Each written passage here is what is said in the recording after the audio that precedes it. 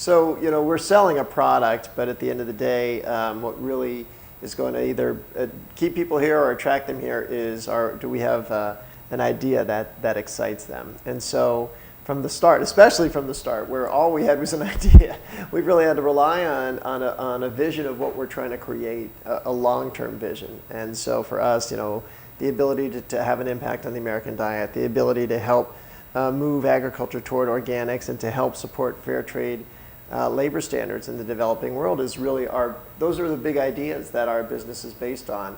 And so that's really at the core, and we've always felt it's been important to give people a context for their work. So what they're doing has an impact on people around the world. Well, we always, certainly our product itself, the way we communicate the product, the label message, what it's about, the ingredients itself, are less sweet taste, and they're very deliberately different than most of the offerings in the marketplace. So our salespeople, that's the largest part of our organization, have to communicate that every day, because when they go to a store, the first thing a buyer is going to say is, well, why do I need this product? And so they have to be able to say, well, it's a lot less sweet than the other drinks in the market, or it's made with organic ingredients. So in a way, what makes us different is what we all have to we're all advocates for those, for what we're selling every day. For us, one of the benefits of having a mission, what we call a mission-driven company and a mission-driven product, is that we attract a lot of people who get excited about that. A lot of people who may have been in the more conventional parts of the business and want to really believe in what they're selling. So they come to us, and then what we've been very fortunate is we have retained our core leadership since really the beginning. So that's enabled us to keep, that's sort of the rudder that helps us stay steady even as we have gone through expansion.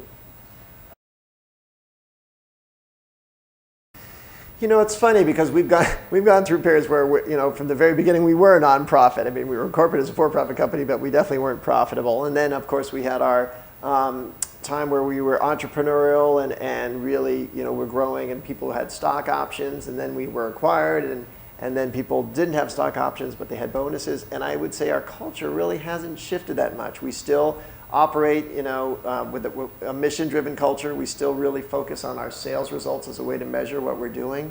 And so the reward structure has evolved, but I think the DNA of the company has really stayed intact. Well, I think people always need a context for their work, and I think that goes across every field. They have to understand how what they're doing fits into a bigger picture, and whether it means the mission of the organization or the mission of even sort of a single event. Why is it important, and how is their role important? And then, from there, we try to do everything we can to give people a sense of ownership. So, for the first 10 years, it was a literal sense of ownership, meaning people had stock options, which enabled them to, have a share of ownership in our business results and appreciation of the company. And then it was a bonus structure, but we've also done other things. I mean, one of the interesting things we do, every product we sell has a UPC code. And the normal thing that a head of operations will do is just say, okay, well, this is going to be product number 1 and number 2 and number 3. You just number them that way. But what we've done is we have given each employee their own, basically their product. So this particular one says 40981. I'm guessing that somebody was born April 9th, 1981. And so this is, somebody's product. And so when they go into the market, they will say, this is my product. They have that sense of ownership. And so they aren't just selling something for somebody else. They're selling something that is a part of them. It's an expression of themselves. And they take pride in that. And so that's just one way to make people feel like they really own, what we're building.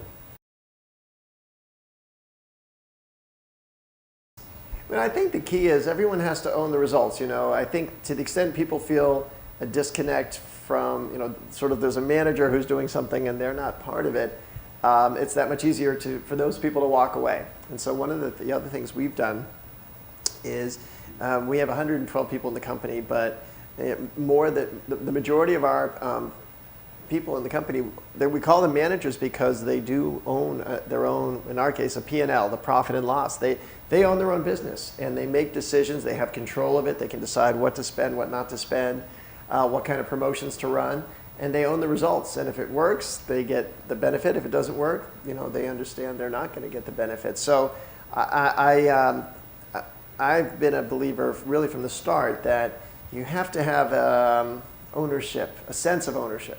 And so, in the case of, a nonprofit, owning the results and being able to shape the results is important. And of course that means having input, it means transparency, understanding what the cost structure is. And so, I've seen both nonprofits and for-profits have have a lack of transparency, and no surprise that the people don't feel empowered. They certainly don't feel invested or loyal to, what the outcome is.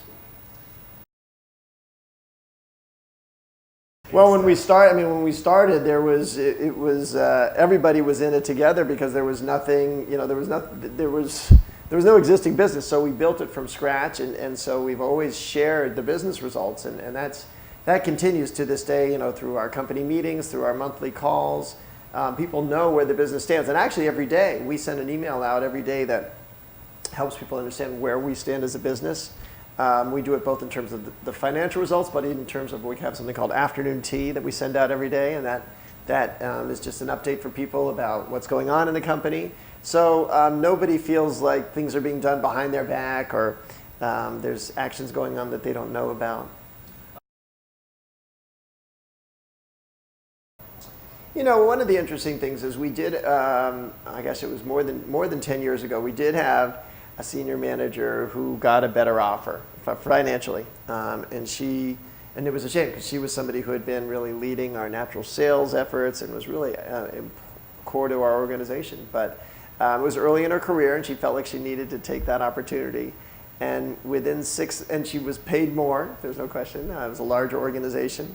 But within 6 months, she called me. She says, "I want to come home. I want to, take a lower salary and work for something that I, continue to believe in." And she's still with us today. So I think that you have to obviously create a structure that makes sense financially for your organization, but you also have to stay true to what you're about. And if you do that, the people who really want to be here, I think, will continue to find meaning. I think the other thing we've done that's really important is we've always created opportunities for advancement. So we've more than 10% of our staff started as interns, and then they proved themselves, and then they came in as entry-level roles, and have then moved into different marketing positions, sales positions, research and development, product development positions.